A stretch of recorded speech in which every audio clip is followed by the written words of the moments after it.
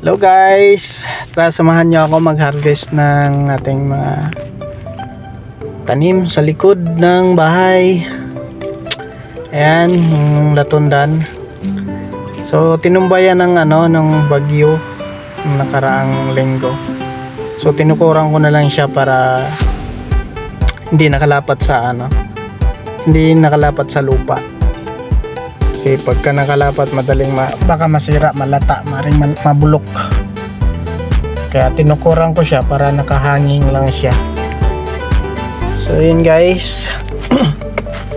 Ating saging na latundan. Sa likod lang yan ng bahay guys. Push yan. Linisin natin para pagbalik natin sunod malinis pa rin. Hindi tumataas yung mga damo. Para di tayo mahirapan. So yung mga niyog pala na yan guys, 3 years na yan siya. Na-expect ko nyan after 3 years mamunga na, kasi yun yung sabi nung pinagbilhan ko nyan, 3 years daw namumunga na. Ilang puno yan, pero iba-iba yan, hindi yan isang klaseng puno lang, isang klaseng niyog lang. Iba-ibang klase ng niyog yan. Anong tawag doon? Meron dyan yung ang ginagawang basta iba-iba yan, 5 puno ba yan? Tapos iba-ibang yan, iba-ibang klaseng niyog. So yun guys, tapos na tayo yung sa latundan. Punta naman tayo sa unahan. Meron pa isa dyan, yung saba naman yung puputulin natin. So yan guys, yan yung nakatutok sa camera. Yan, puputulin natin guys. Bagal naman ng tao to, bilisan mo.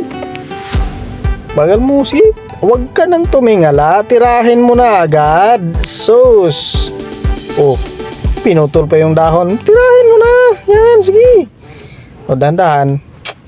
Dandahan. Saluin mo ha, para hindi bumagsak diretso sa lupa yung para hindi masira yung bunga. Salo. Yan. Pigilan mo. Kasi. Kasi pagka bumagsak yan, diretso yung bunga sa lupa at malakas yung impact, madudurog yung puwet nun. So dapat lang, alalayan mo. So yun guys, linisin muna natin. Ganun talaga ako pag nagtaga ng saging, sinasagad ko yung putol para malinis.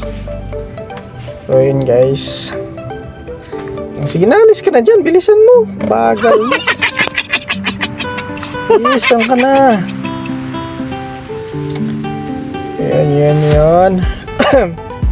So ayan na guys, labay na ang ulo. So pagkatapos natin dyan, punta tayo dun sa unahan pa. So dito na tayo guys. Nadaanan ko tong guyabano. Naalala ko marami kasing bunga to, nalalaglag lang kasi hindi kasi ako ganong sa guyabano. So tinitingnan ko baka may bunga na ma-harvest din natin at may sabay natin sa mga kinuha nating saging. So yun nga guys, wala pang hinog. Meron namang bunga siya kaso wala pang hinog. Ayan guys, so nalagdag yan. Bulok lang. Marami yan talaga, marami dyan sa lupa na nabubulok lang, lalo na nung tag-ulan. So yun guys, nandun yan sa gitna. Meron kasi akong huwag na yung ikwento. Dito na tayo sa baba guys. Papunta tayo doon sa, meron pa tayong isang latundan dyan sa baba. Pero nung pababa tayo guys, nadaanan natin itong mga santol na nalalaglag galing doon sa puno. Yan guys, hindi din kasi ako na mahilig sa santol guys, kasi maasim na nga yung love life ko, tapos mahilig pa ako sa maasim na prutas. Yan guys, hinahayaan ko lang yung mga santol niya na yan guys, nalalaglag lang yan siya dyan, nabubulok lang. So, yun guys. So, baba tayo, papunta tayo dun sa sa saging. Ayan guys, so ang daming santol guys. Yung santol na yan, hindi ko yan tanim guys. Na yan dyan. Nung dumating kami dito, namumunga na yan, malaking puno na yan. So, yun guys, yun yung susunod natin na itutumba. So yan, yun yung babalikan natin sa mga sunod na panahon pa. Hindi muna yun ngayon. So yan, marang natin guys. Siguro maghintay pa tayo ng 5 years pa bago mamunga yan. So Yan, ilang puno yan dyan tinanim ko, nakahilira yan sa may sapa. Kaso yan lang, ilan lang yung nabubuhay sa 2, 3, 5, ay di 4 sa 2, 3, 4 lang yung nabuhay dyan. So bukod yun yung mga huli kong tanim guys na marang, bukod dun sa namumunga na. So yan guys, tirahin na natin yan guys, baka tirahin pa ng iba. Asa na si ano dyan? Yan. Banatan mo na, Chung. Huwag ka nang tumingala. Pag hawak, taga agad. Ang bagal naman. Taga na. Huwag mo na tingnan. Pumikit ka lang. So, ayan guys. Yan. So, yung puno naman ang putulin mo. Yan yung maganda sa saging na yan guys, kasi abot lang. Hindi tayo mahirapan. Ayun nga guys, ayan yung usual ginagawa ko pag nagtataga ako ng saging. Nililinis ko yung puno para pagbalik natin malinis pa rin, hindi tayo mahirapan. So yun guys,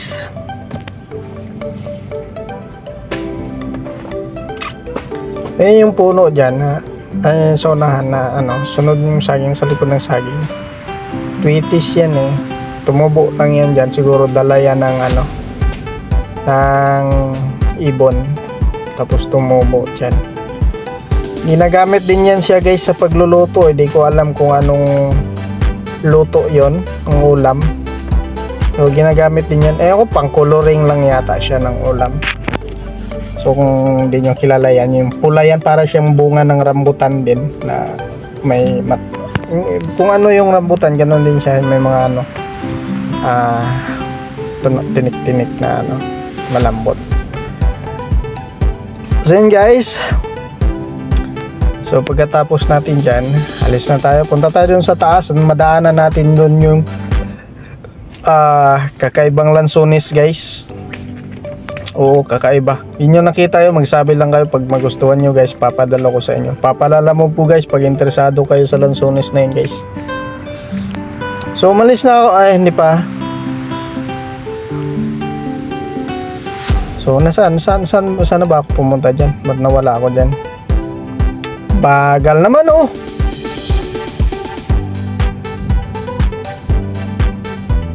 Nasaan na? Guys, hanapin nyo ako guys, di na ako makita guys. Nasaan na kaya ako nyan guys? Ba't ang haba? Polisart, dasang ka na! Gihintay yung mga nanonood eh. Ayan guys, lumabas din sa wakas. So yun guys, umalis na ako dyan guys. Naiwan ko pala yung camera. Ayan, umalis na ako. Iniwan ko na yung camera dyan guys eh. Tapos naalala ko, nandun na ako banda sa taas. Naalala ko yung camera ko naiwan pala. Kaya yun, binalikan ko. Yan guys, ilang segundo din yan guys. So naiwan yung camera dyan.